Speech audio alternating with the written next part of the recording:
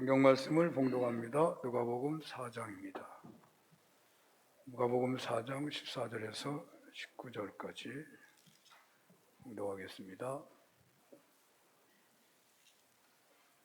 예수께서 성령의 능력으로 갈릴리에 돌아가시니 그 소문이 사방에 퍼졌고 친히 그 여러 회당에서 가르치심에 뭇사람에게 칭송을 받으시더라.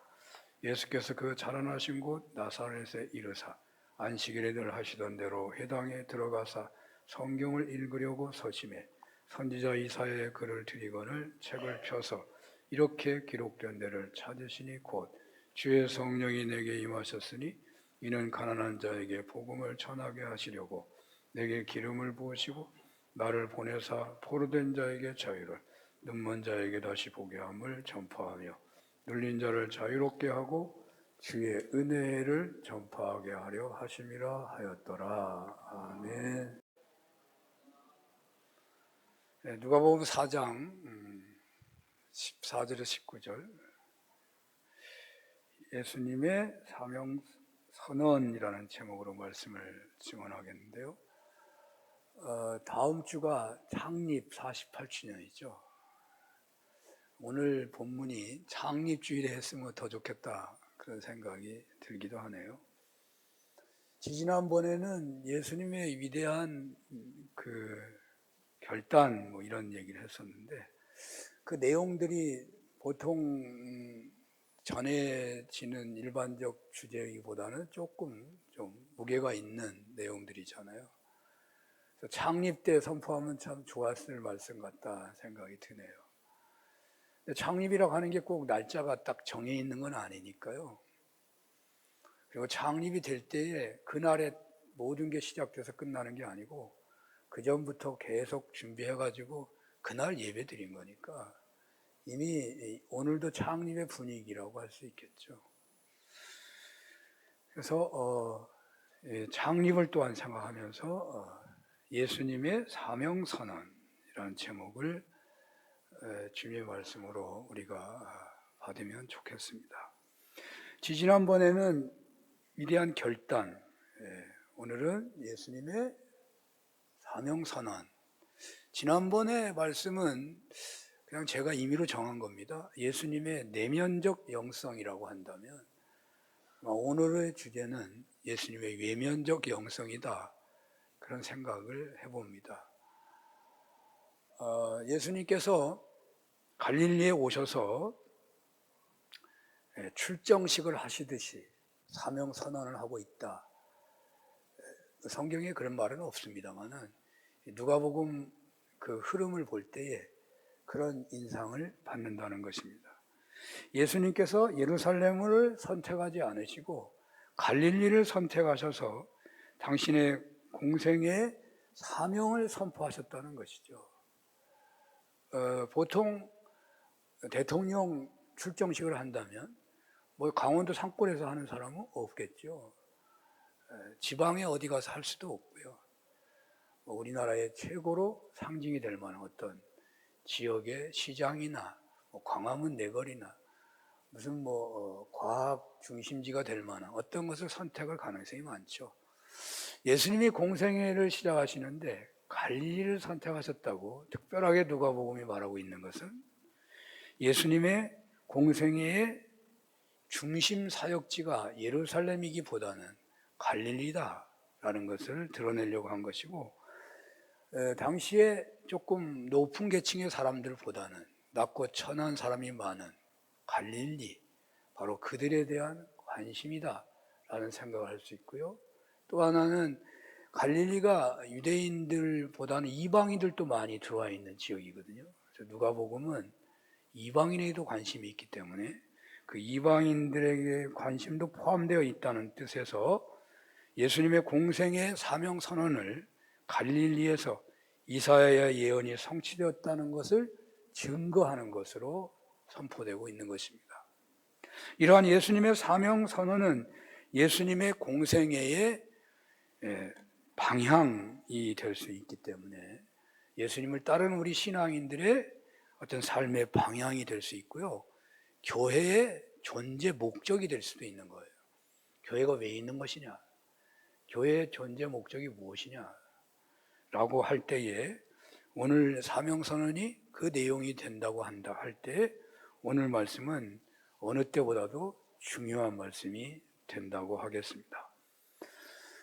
그래서 우리가 주님과 동행하며 제대로 신앙생활을 원하고 있기 때문에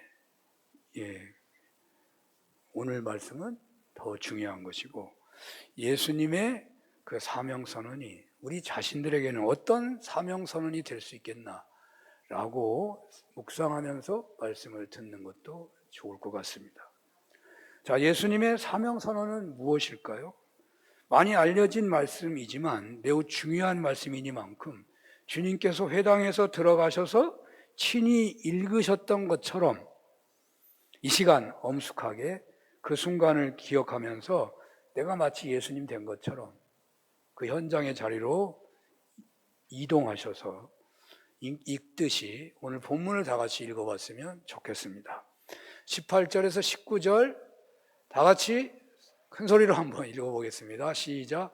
주의 성령이 내게 임하셨으니 이는 가난한 자에게 복음을 전하게 하시려고 내게 기름을 부으시고 나를 보내사 포로된 자에게 자유를, 눈먼 자에게 다시 보게 함을 전파하며 눌린 자를 자유롭게 하고 주의 은혜의 해를 전파하게 하려 하심이라 하였더라. 아멘. 자, 이러한 말씀이 예수님의 사명선언이라고 이렇게 주석가들이나 신학자들이 보통 말을 해서 그렇게 했는데요. 이 말씀을 이렇게 18절, 19절만 드러난 게 아니라 여기 보면 14절, 15절, 16절, 17절의 말씀도 앞에 있거든요. 이 말씀을 먼저 좀 다뤄본다면 누가가 어떤 식으로 예수님의 사명선언을 이끌고 있는가를 생각하게 합니다.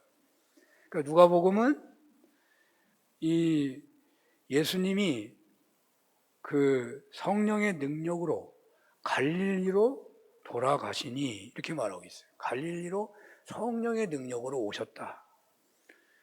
또 성령의 능력으로 갈릴리로 오셨는데 사명을 선언할 때도 주의 성령이 내게 임하셨으니 그 말을 또 쓰고 있고요. 그 다음에는 내게 기름을 부으셨다라는 말을 하시고 그리고 사명 선포가 나온 거 있어요. 예수님께서는 당신의 공생의 전체가 성령님이 함께 하셨던 것임을 밝히 드러내고 있는 거죠.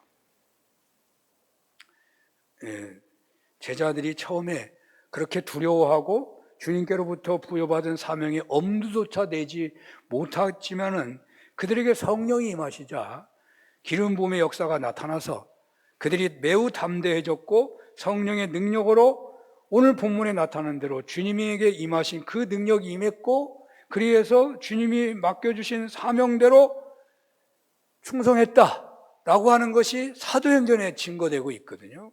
사도행전에 그대로 나와요. 근데 사도행전은 누가 썼냐? 누가가 썼다고 보거든요. 누가가. 그러니까 이 내용을 그대로 지금 제자들이 했다는 겁니다. 제가 이 말씀을 먼저 드리게 되는 것은요, 주님의 사명선언이 아무리 귀하다고 하더라도 오늘날 우리 신앙인에게는 너무 어렵고 무겁다는 생각이 들어서 먼저 얘기를 하는 것입니다. 아니, 아예 주님이 사명선언이라고 하지만 나하고 전혀 관계가 없어요. 나는 도저히 근처에도 못 가겠어요. 그런 생각을 하기가 쉽잖아요. 제게는 그런 느낌이 있거든요. 그러니까 예수님이 가난한 자, 포로된 자, 눈먼 자, 이런 사람들, 병든 자, 이런 자들을 다 해방하고 자유를 주시고 복음을 전하는 그 일들을 주님의 사명이라고 말씀하고 있는데, 우리는 어떻게 할 수 있어? 엄두도 안 내고 감당도 안 되는 그런 느낌이 있다고 말이에요. 자, 그런데 이 누가가 복음을 이 예수님의 사명 선포를 전하는 그 구조상의 내용상으로 보면 성령이 이끌어서 성령이 막 주장해가지고 예수님이 그렇게 하셨다는 뜻으로 지금 말씀하고 있다는 거예요. 네. 저는요, 여러분도 그랬겠지만 저는 처음에 가난했어요. 다 가난했겠, 한 사람이 많았겠죠. 가난해가지고 눈이 있어도 잘 보지 못했습니다. 가난하니까 미래가 안 보여요. 눈은 있는데 미래에 대한 설계가 없는 거예요. 어디 내가 잡혀 있지도 않은데 뭔가 눌려서 사는 거예요. 너무 가난하니까. 그러니까 다른 사람만 봐도 그냥 사람만 봐도 이렇게 얻어먹는 자세를 취하는 거죠. 너무 가난하게 사니까. 눌려 있어요. 어디 몸에 장애도 없는데 장애인처럼 살았어요. 어디 나가서 말도 못하고요. 말을 해야 될 자리에서도 그냥 도망가거나 고개를 숙이거나 하고 말아요.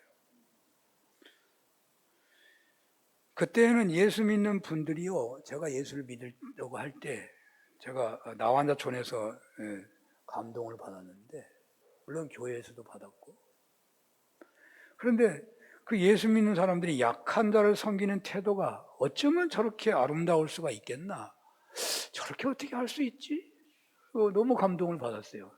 나완자촌에 그 천사 같은 전도사님이 나환자들을 섬기는 것이요, 그분의 그 신분이 서울에서 사셨던 분인데 그 용모나 모든 게 너무너무 뛰어난 분인데 그 시골 마석 산골에 나환자들하고 살면서 교회를 섬기는 게 불가능한 일이에요. 제가 보아서는 불가능한 일인데, 그러니까 저희 믿지 않은 저희 형도 옛날에 돌아가셨지만 그분을 인정하더라고. 세상에 그런 사람이 있냐, 나환자촌에 가서. 너무 감동이 되는 거죠. 그리고 제가 서울에서 조그만 교회 나왔을 때인데 그 전도사님이 그 희생적인 삶을 볼 때, 어렵고 힘든 사람을 돌보고 복음을 전하는 그 희생적 삶을 볼 때, 야, 저렇게 어떻게 살지? 하나님이 살아계시니까 저렇게 사는구나. 가난한 자, 소외된 자, 병든 자, 그들에게 사랑을 베푸는 모습이요, 너무 좋은 거예요. 그런데요, 제가 예수님을 영접하고 나서 제가 조금씩 변하는데 제가 놀라곤 합니다. 그러니까 제가 좋아졌다는 게 아니라 좀 나빠지는 식으로 변하는 느낌이 있어요. 제가 예수님을 영접하게 되니까 제가 가난에 대한 것을 완전히 벗어버리더라고요. 돈이 없는데도 가난이 하나도 두렵지가 않아요. 꿈이 없는 게 아니에요. 꿈이 어마어마해져요. 어디 가서 말 못하는 게 아니에요. 자신 있게 말을 해요. 담대해져 버려요. 눌렀던 장애가 바로 고쳐지고, 사람을 똑바로 보지 못했는데 똑바로 보고, 문제마다 두려움 없이 판단을 내리고 당당하게 행하는 거예요. 다 주님께 맡기고 말이죠. 모든 부분에서 발전하고 성장하더라고요. 그런데요, 제가 이렇게 되자 점점 성장해 가면서 장애인들을 살피고 소외된 자를 섬기고 가난한 자들에게 긍휼을 베푸는 것이 은혜이기보다는 이상하게 짐으로 점점 다가오는 느낌이 있는 거예요. 처음에는 은혜가 있었거든요. 내가 그런 데서 건짐을 받았으니까. 근데 어느 때부턴가 이게 짐이 되는 그런 것이 감지되곤 해요. 목회자로서 왜 내가 이런 생각이, 이런 느낌이 숨어 있는 것인가? 스스로 놀라기도 합니다. 왜 내가 이런 분위기가 있지? 내가 그런 데서 건짐받았는데.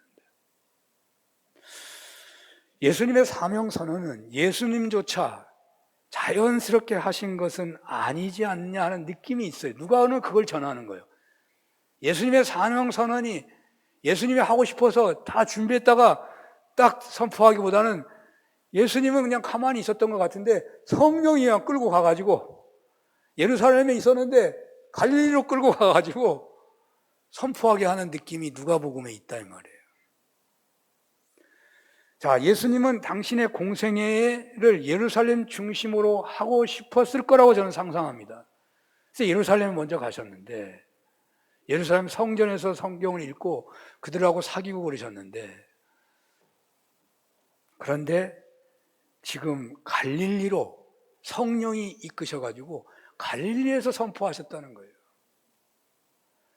제가 개척교회를 한국에서는 못하고 중국에서 했는데, 개척교회를 하는데 이게 선교의 교회를 세우는 거죠.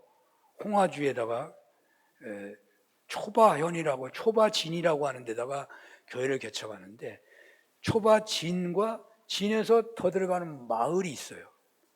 그런데 어디에다 교회를 세울까 서로 궁리하는데, 선교 이사들이 얘기가, 돈을 지원하는, 헌금을 지원하는 큰 교회가 하는 말이 초바진에다가 해야 돼요. 그렇지 않으면 우리는 참여 안 해. 그러는 거예요.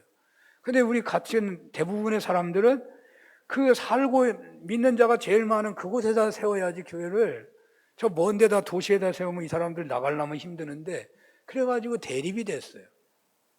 그래서 숫자가 많고 또 그리고 그분들이 참여를 안 했지만 그 적은 돈이 모아져가지고 그 불악에다가 교회를 지었는데, 지금 한 20년 됐나? 지금 생각해보면 거기 진에다가 세울 건데 그런 생각이 들더라고요. 왜냐하면 그 사람들 다 도시로 가버려요. 시골에 살지를 않잖아요. 그때는 오래돼갖고 그 시골에 바글바글하고 살았는데 지금은 다 도시로 가가지고, 도시에 있었으면 그 교회가 훨씬 잘 됐을 것 같아요. 그러니까 한국에도요, 우리 기장이 이래 봬도 대한민국의 최초의 교회가 기장이 있어요. 어쩌면 2개가 될지도 모르고 3개가 될지도 몰라요. 아리실교회라는 데가 있어요. 세문안교회하고 똑같이 생겼다고 보거든요. 한국 역사가 증명해요. 최고로 오래된 교회예요. 세문안교회는 서울에 있어가지고 세계적인 교회가 됐는데, 아리실교회 아는 사람 누가 있어? 저 용인 어디 저기 산속에 있어요. 옛날에는 거기가 큰 동네였는데 지금은 교회가 유지되기도 어려워요. 그러니까 예수님이 뭘 모르시겠어요? 공생에 잘 하시려면 예루살렘에서 선포하는 게 훨씬 좋은 거죠. 근데 성령께서 갈릴리로 그냥 끌고 가셨다, 그런 느낌을 받는단 말이에요. 성령이 끌려갔다는 얘기도 하고, 성령이 주님께 임하셨다고 말하고, 기름 부음이 나타났다고, 이 3가지를 말하고 있어요. 성령이 임하시고 기름 부음이 나타났을 때 가난한 자에게 복음을 전파하게 되고, 포도된 자에게 자유를, 눈먼 자에게 다시 보게 함을, 눌린 자를 자유케 하고 주의 은혜의 해를 전파하게 되었다. 그렇게 사명을 선언하고 있다는 거예요. 자주 말하지만요, 마태복음은 구하고 찾고 두드리는 자에게 좋은 것을 주신다. 더 좋은 것을 주신다. 누가복음은 더 좋은 것이 아니라 성령을 주시지 않겠느냐고 하는 얘기예요. 그러니까 성령을 매우 강하게 말씀하고 있어요, 누가복음은. 자, 예수님의 사역은 언제나 성령님이 지지하시고 함께 하시는 중에 나타났다는 것입니다. 우리도 그렇습니다. 위축되거나 불가능하다고, 예수님의 사명 선포가 위축되고 불가능하고 우리 엄두도 못 내는 거야 라고 절망할 수도 있는데, 그것은 우리가 성령에서 멀어져서 살기 때문에 그렇다는 거예요. 우리가 성령의 능력을 덧입은, 그러니까 우리에게 그런 두려움이 있다고 하는 것은 성령의 충만함에서 멀어져 있다는 뜻을 말하고 있어요. 성령의 기름 부음이 나타나면 벌벌 떨었던 제자들이 나간 것처럼 우리도 할 수 있다는 것을 말하는 거예요. 주님의 사명 선언이 도대체가 마음에 와닿지 않는다면 아직 성령의 기름 부음이 없다는 것을 우리가 오히려 생각해야 돼요. 아, 성경이 나하고 멀어, 이거 그렇게 하면 안 돼요? 성령의 능력이 나에게 부족하다. 육신을 따를 것인가 성령님을 따를 것인가 하고 갈등하고 있는 것은 우리에게 있잖아요. 그건 어쩌면 당연한 겁니다. 신앙인이라도 이런 갈등의 느낌을 받는 거예요, 원래가. 우리가 예수 믿으면 어쩌면 그런 갈등이 먼저 나타나는 거예요. 예수 안 믿을 때 어떻게 살았어요? 내 마음대로 살면 돼요. 갈등이 뭐가 있어? 더 돈이 많이 있는 대로, 더 이득이 되는 대로, 더 내가 유익인 대로 가면 되는 거예요. 그런데 우리는 예수 믿게 되면 어떻게 돼요? 과거의 습관과 내가 더 이익이 되는 쪽으로 가면 안 되잖아요. 주님이 이끄신 대로 가야 되니까. 그래서 갈등이 있는 거예요. 믿는 자에게 그런 갈등이 있는 거예요. 성령을 따를 것이냐, 내 생각을 따를 것이냐, 그런 갈등은 있을 수 있어요. 아, 나 예수 믿는 게 이렇게 막 왔다 갔다 해서 힘들어 하지 마시고, 예수 믿는 본질이 그런 의미가 있는 거예요. 주님을 따를 것이냐, 세상을 따를 것이냐. 안 믿는 사람은 그런 고민이 없는 거고, 믿음이 없는 사람도 어쩌면 그냥 막 사는 거예요. 교회 나와서 예배 드리고 나 막 살아도 상관없어. 그런 거예요. 오히려 내가 어떻게 해야지라고 고민한다면 어쩌면 성령님을 따르려고 하는 그런 은혜가 임하고 있는 거예요. 임하고 있는 거예요. 사랑하는 여러분, 예수님의 사명 선언은 성령께서 이끄시고 지지하는 중에 나타난 것이었어요. 성령께서는 무턱대고 살아가는 것을 좋아하지 않으셔요. 성령은 이랬다 저랬다 하고 살아가는 것을 기뻐하지 않으셔요. 하나님의 창조는 혼돈 속에서 질서 있게 하시는 것으로 창조하셨어요. 성령 하나님은 우리네 삶이 사명 선언 안에서 살기를 원하신다고, 뭔가 분명한 목적을 가지고 살기를 원하시는 거예요. 예수님의 사명 선언을 그 손을 잡고서 그 은혜 안에 살기를 원하신다고 말이에요. 이 모델을, 그러니까 이 예수님의 사명 선언을 가지고서 우리 나름대로 나는 어떤 사명을 선언하며 살아야 하는가 생각을 해보자는 것이죠. 자, 사명 선언의 구체적인 내용이 뭔지 더 알아보겠습니다. 본문을 묵상해 보았더니 이 예수님의 사명 선언이 1 이거, 2 이거, 3 이거라고 되어 있는 것 같지 않고, 예수님은 당신의 공생애의 풍성한 열매를 위해서 가장 중요한 것을, 그러니까 그 핵심 표적을 말씀하시고 그 핵심 표적 안에 들어가는 일부를 이렇게 설명해 주는 방식으로 사명 선언을 하시고 있다, 그런 생각이 들어요. 그러니까 예수님의 이 본문을 자세히 보니까 그래요. 이 본문에, 여러분 보면 아실 거예요. 이 본문이 가난한 자에게, 그 다음에 끝났으니까 그 다음에는 눈먼 자에게, 포로된 자에게 따로따로 하지 않아요. 잘 보면요, 이게 그냥 붙어 있어요. 내용이 잘 보세요. 네? 주의 성령이 내게 임하셨으니 이는 가난한 자에게 복음을 전하게 하시려고 내게 기름을 부으시고 나를 보내사, 그 다음에 포로된 자에게 그 말을 하고 있어요. 이게 내용이 싹 붙어 있어요. 내용이 딱딱 끊어진 얘기가 아닙니다. 자세히 보십시오. 그래서 저는 예수님의 사명 선언의 핵심 표적이 가난한 자라고 보는 겁니다. 가난한 자. 예수님은 가난한 자에게 집중하고 계시는 겁니다. 물론 예수님의 집중을 오해하시면 곤란합니다. 예수님은 가난한 자만을 구원하시고 관심한다는 말이 아닙니다. 예수님은 여러 계층의 다양한 사람들, 민족을 다 구원하시고자 십자가에 지신 것이고 어느 한쪽 계층만을 구원하시기를 원하신 것이 전혀 아니셔요. 그런데 왜 예수님께서 오늘 본문에서 가난한 자에게 초점을 맞추고 있는 것일까요? 그렇게 하시는 것은 가난한 자에게 집중하는 것이 세상 전체 인류를 구원하시는데 가장 효과적이라는 것을 아셨기 때문이고, 그렇게 하는 것이 진정 하나님 나라를 이루어 가시는 성령님의 뜻이라고 인지하고 계시는 겁니다. 주님은 강한 자가 약한 자를 바르게 하기보다는 약한 자를 사용하셔서 강한 자를 부끄럽게 하시기를 원하시는 겁니다.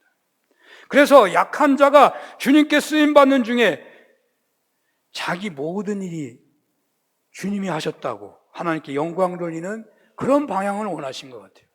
힘 있는 자가 하면 어떻게 돼요? 내가 한 것이 되죠. 내가 한 것이 돼요. 가령 한 가정에 여러 자녀가 있다고 합시다. 그 부모가 다, 어떤 사람은 잘되고 어떤 아이는 잘못된 자녀가 있겠잖아요. 부모가 잘된 자녀에게 관심을 가져가지고 어려운 사람 도와주라고 그렇게 하는 게 그 가정이 평화로울까요? 어려운 사람에 관심을 갖고 다른 사람들이 돕도록 하는 것이 더 평화로울까요? 사람마다 생각은 다르겠지만 오늘 성경대로 한다면 가난한 자에게 관심을 갖는다는 거예요. 그래서 부모님들도 그런 마음이 많죠. 가난한 자에게 관심이 많은 거죠.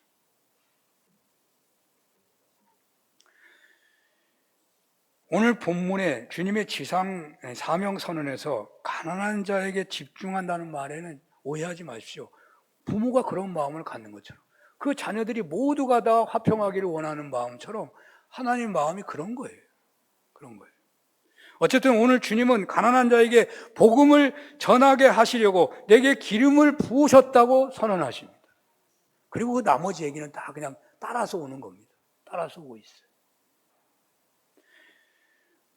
그리고 나서 그 가난한 자들이 겪을 수 있는 현실이요, 포로되고, 가난한 자니까 포로되는 겁니다. 포로되고 눈이 멀고 눌림을 받고 있는 데서 자유하게 하시고 치료하시고 회복하시는 일에 집중하시는 하나님의 은혜의 해를 전파하시겠다고 말씀하고 있는 것입니다. 물론 이 본문은 가난한 자, 포로된 자, 눈이 먼 자, 눌림받은 자를 구원하시고 이제 하나님의 은혜를 선포하신다는 식으로 나열식으로 말해도 틀리지는 않아요. 맞는 말입니다. 하지만 주님께서는 한 가지에 집중했다는 그런 감동을 제가 받아요. 구약 성경에서 이스라엘은 히브리족이라고 합니다. 히브리. 이 히브리라는 것은요, 그냥 이스라엘 민족만을 상징하는 게 아니고 이스라엘 민족이 생기기 전에 히브리라는 말이 있었습니다. 핫비르라고 하는데 이 핫비르라는 말은 가난한 자, 병든 자, 밀련한 자, 감옥에 억눌린 자, 추방된 자, 고아, 과부, 나그네 대한 자를 대표하는 말이 핫비르고 히브리예요. 그게 대표하는 말입니다. 바로 이 히브리인들을 해방시키신 하나님의 출애굽에 대한 해석은 단지 이스라엘이라는 단일 민족을 애굽에서 해방하셨다는 의미가 아니라 당시 강대국에 눌리고 억압당하고 착취당하여 가난한 자가 되어버린, 병자가 되어버린, 죄인이 되어버린, 나그네가 되어버린 그 모든 계층과 민족을 말하고 있었던 것처럼 이런 해석이 많이 있거든요. 논문에는. 여기 가난한 자도 바로 그 히브리인들을 말하고 있다고 하는 거예요. 출애굽기에서 바로의 공주가 아기 모세를 건질 때에 그 공주가 뭐라고 하냐면 그 아기를 향해서 히브리 사람의 아기네 그래요. 이거 불쌍한 아기다고. 모세가 애굽의 바로 왕을 향하여 내 백성을 해방시키라고 외칠 때 모세는 히브리 사람의 하나님의 명령이라고 말해요. 히브리 사람의 명령이라고 말을 합니다. 또 창세기에 요셉이 보디발의 처에 유혹을 거절하자 누명을 씌우고 감옥에 보내게 되는데 그 보디발의 처가 요셉을 뭐라고 칭호하는지 아세요? 히브리 놈이라고 칭합니다. 그러므로 여기 가난한 자는 바로 구약으로 말하면 히브리를 말하는 거예요. 히브리. 주님은 이렇게 가난한 자에게 집중하십니다. 주님의 사명 선언은 가난한 자에게 복음을 전하신다는 것입니다. 성령이 주님께 임하셔서 가난한 자에게 복음을 전하도록 하시기 위해서 기름을 부으셨다는 거예요. 그렇습니다. 우리의 관심은 가난한 자에게 있어야 합니다. 그런데 세상의 관심은 힘 있는 자에 있습니다. 그렇지 않으면 생존하기가 어렵습니다. 그렇지 않으면 손해보고 불편함을 많이 겪게 돼 있습니다. 세상 구조가 그렇게 계속 만들어져 가고 그렇게 진행돼 가고 있는 것입니다. 교회가 만일 세상에 편승해 가지고 교회가 그렇게 가버린다면요, 이 세상은 말세가 오고 맙니다. 지금 세상이 이렇게 어렵습니까? 교회가 세상에 따라가고 있기 때문에 그런 거예요. 세상의 힘이 바로 하나님을 대신해 버리는 일이 벌어지는 거예요. 그럼 교회에 있으나 마나죠. 기독교 역사에서 최고로 부끄러운 역사가 십자군 전쟁이라고 말합니다. 그러나 십자군 전쟁은 잘못된 역사라고 말하지만 여전히 교회들은 세상을 향하여 십자군 전쟁하듯이 하고 있는지 모릅니다. 그 십자군 전쟁을 인하여 서구 사회의 교회는 그 존재 자체가 흔들리고 말았습니다. 교회는 망했다고 할 만큼 망했었습니다. 그 망한 교회를 누가 일으켰느냐? 닭발 수도사들이 일으켰습니다. 닭발이 뭐냐면 거지를 말합니다. 거지. 가난한 성자들에 의해서 교회의 영성이 회복되었고 그 연회가 강렬해가지고 선교가 시작된 겁니다. 선교가. 그래서 우리한테도 복음이 전해온 게 그런 겁니다. 우리가 진정 하나님 앞에서 가난해질 수만 있다면 우리는 주님의 복음 전파에 가장 귀하게 쓰임받을 수가 있습니다. 이 가난이라는 의미가 여러 가지라고 그랬어요. 우리가 부자가 되어버리면 부자도요 가난할 수 있다니까요. 부자가 되어버리면 복음 전파의 길을 막기가 쉬운 것입니다. 그 부자의 손길은 주님의 손길이 되지 못하고 자신의 손길이 되어버리는 것이죠. 주님께서 가난한 자에게 복음을 전하시는 것은 바로 그 가난한 자가 복음을 다시 전하기가 쉽다는 의미도 있는 것입니다. 약한 자를 통하여 강한 자를 부끄럽게 하기가 쉽다는 것입니다. 그래서 주님은 모두가 더 많은 사람이 구원받기를 원하셔서 표적을 이렇게 말씀하고 있는 거예요. 그래서 한때 가난한 것은요, 부끄러운 것이 아니었습니다. 가난한 성자의 길에 서는 하나의 조건이 되었던 적도 있었습니다.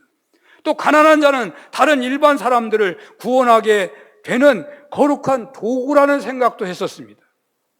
그래서 오늘날도 바포 이런 게 사회를 움직이는 거예요. 왜 바포가 중요한 거냐고요. 그 어려운 사람 도와주러 가요. 내가 구원받으러 가는 거예요. 내가 편해지거든요. 내가 도와주니까. 우리 신앙의 모델이신 예수님께서 성령께서 임하셔서 기름을 부으신 것은 가난한 자에게 복음을 전하게 하셨다고 말하고 있습니다.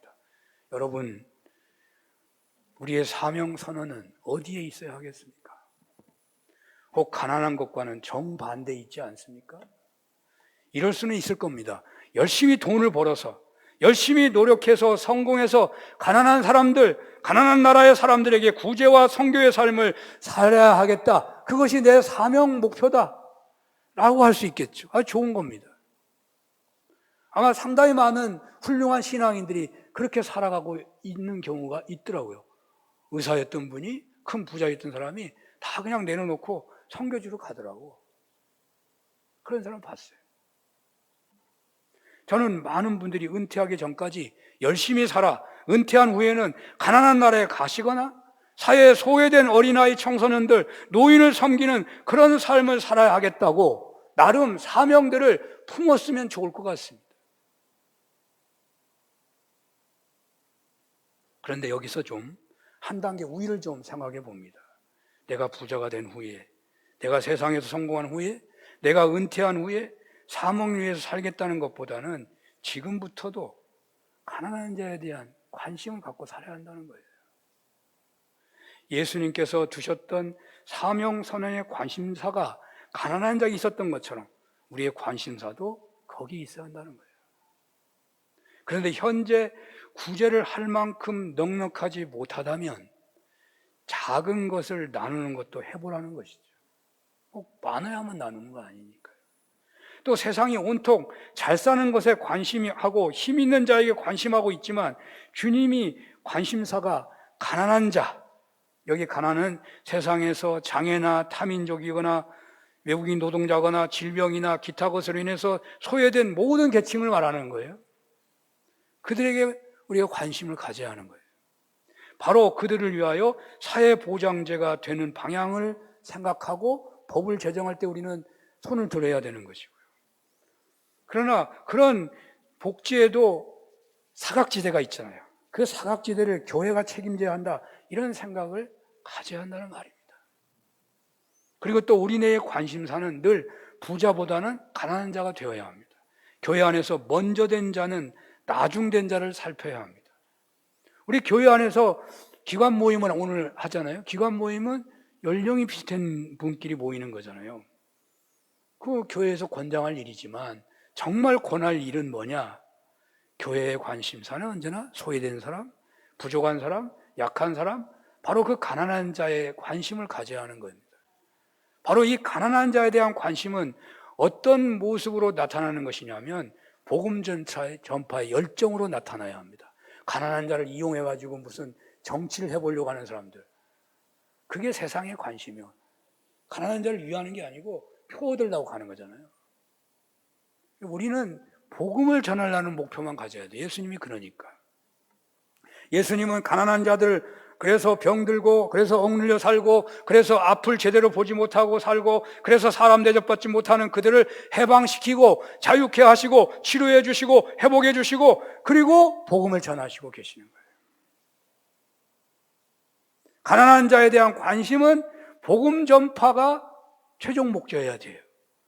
세상은 가난한 자를 이용하려고 하지만 우리는 언제나 복음 전파에 관심을 가져야 돼요. 그리고 주님은 은혜의 해를 선포하셨습니다. 율법의 시대는 가고 은혜의 시대가 되었다고 선포하십니다. 바로 그 은혜의 해를 위해서 십자가를 지시게 되는 것입니다. 사실 가난한 자에 대한 관심은 은혜라고도 봐야 합니다. 은혜. 왜 가난하게 된 것입니까? 억울하게 가난하게 된 경우도 있겠죠. 뭔가 부족해서 된 경우가 그러나 더 많을 것 같아요. 대부분 다 밤잠 못 자고 몸 바쳐 모으고 모아가지고 가난하는 벗어나가지고 좀 살만하게 됐는데 그렇게 살지 않고 허랑방탕하게 살아서 그냥 계속 평생 가난을 대물림하며 사는 사람도 있을 거란 말이죠. 그런데 가난한 자에게만 관심한다면 어떻게 되는 거예요? 세상은 그런데 이 점에서 보면 공평성에 문제가 발생하고 그래서 사회 보장제도가 발달한 나라에서는 사람들이 열심히 안 산다. 열심히 일하나 뭐 일 안 해도 다 먹여주는데 그런 부작용이 있다고 합니다. 그래서 논란은 있을 수 있겠지만 그런 부작용은 인간의 죄성 때문에 그래요. 그것도 다 죄, 인간 속에 있는 죄가 일 안 해도 먹는데 그런 거잖아요. 있지만 부작용이지만 가난한 자의 그럼에도 불구하고 가난한 자에 관심 갖는 것은 은혜예요. 아니 그러니까 더 은혜죠. 그런 데에 있는데도 불구하고 가난한 자에 관심을 갖는 거예요. 예수님께서 선포하신 은혜의 해가 세상 전체로 파급되어 세상에서도 사실은 사회보장제가 있잖아요. 세상에서 하는 것은 교회와 관계없는 거야. 그렇게 생각하면 신앙을 너무 좁혀보는 거예요. 기독교가 잘 돼가지고 사실은 우리나라에도 사회보장제가 들어온 거예요. 그건 기독교의 관점이 있는 거거든요. 그런 데서 일하는 건 좋은 거죠. 그런데 이 은혜는 단지 눈에 보이는 안 좋은 상태가 호전되는 것만을 말하고 있지는 않아요. 이 은혜는 율법으로 인하여 죄된 삶을 살 수밖에 없는 시대가 물러가고 예수님이 십자가를 지심으로 온 인류에게 은혜의 해가 선포된다는 것입니다. 이 은혜를 그러니까 어느 누구나 주님을 영접하기만 하면 이 은혜를 누릴 수가 있는 것입니다. 모든 인류의 구원은 그때까지만 해도 공로에 따른 구원이었어요. 예수님이 이 은혜의 해를 선포하기 전까지 노력에 따른 구원이었습니다. 그것이 전부였어요. 그런데 예수님으로 인하여서 은혜의 시대가 왔다는 겁니다. 자, 로마서 3장 23절, 24절을 한번 보겠습니다. 다 같이 읽겠습니다. 시작. 모든 사람이 죄를 범하였음에 하나님의 영광에 이르지 못하더니 그리스도 예수 안에 있는 속량으로 말미암아 하나님의 은혜로 값없이 의롭다 하심을 얻은 자 되었느니라. 그렇습니다. 우리는 바울 사도의 고백과 동일한 고백을 하는 신앙인들입니다. 바로 그 은혜의 해를 선포하시고 바로 그 은혜의 시대를 여시는 것이 예수님의 사명이라고 예수님이 말씀하고 있는 거군요. 그 사명이 힘이 드는 거지만 그러나 사명이요 우리에게 힘이 되는 겁니다. 자신을 성장하게 만듭니다. 사명이 있는 사람은 그걸 감당하도록 세움을 받는 복을 받게 돼 있어요. 사랑하는 여러분, 예수님의 사명 선언 따라서 여러분도 한번 선언해 보십시오. 내가 나중에 부자 되어서 가난한 사람을 돕겠다고. 그것도 1차적으로 좋은 겁니다. 좋은 거예요. 다윗에게 사명은 소망이었습니다. 성전 건축하고 신정국가를 세우려고 하는 다윗에게 사명이 얼마나 대단했습니까? 그 사명이 있었기 때문에 다윗은요 절망스러운 상황에서도 절망하지 않아요. 사울에 의해 가서 살 길이 전혀 없어요. 굴 속에서 죽어야 되고 사방으로 우여싸여서 언제 죽을지 모르는 위기 앞에서도 다윗은 절망하지 않아요. 왜? 사명이 있기 때문에. 그 사명 때문에 소망이 있어가지고 그를 언제나 부족함이 없도록 이끄시는 하나님을 체험하게 돼요. 다윗이 그 체험을 사명 때문에 하나님이 부족함이 없도록 이끄시는 걸 체험해요. 푸른 초장으로 이끄시는 하나님을 체험해요. 사망의 음침한 골짜기를 가는 것 같은 상황에서도 건짐받는 은혜를 체험하게 해요. 원수의 목전에서도 상을 받는 은혜를 체험하게 한다니까요. 사명이 있는 사람하고 없는 사람하고 달라요. 사명 선언하면 그런 은혜가 있다니까요. 그러므로 예수님이 성령에 이끄신 것처럼 우리도 성령 충만을 간절히 소원하면서 육을 따르지 않고 오직 성령님이 주시는 감동에 따라서 사명을 한번 세워보십시오. 이제 나는 가정이나 일터에나 어디에선지 은혜 받은 자로서 은혜를 드러내고 전하는 선교사처럼 살겠다.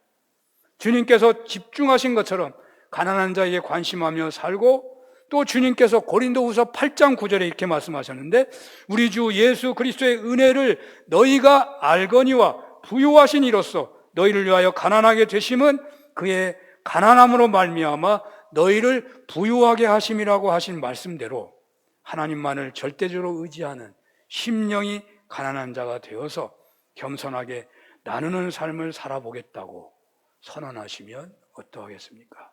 이런 은혜가 있으시기를 축원합니다. 예수님의 사명 선언 따라 가난한 자를 부욕해 하는 사명 선언자로 살게 되기를 원하오니 은혜 베풀어 주옵소서. 예수님 이름으로 기도합니다. 아멘.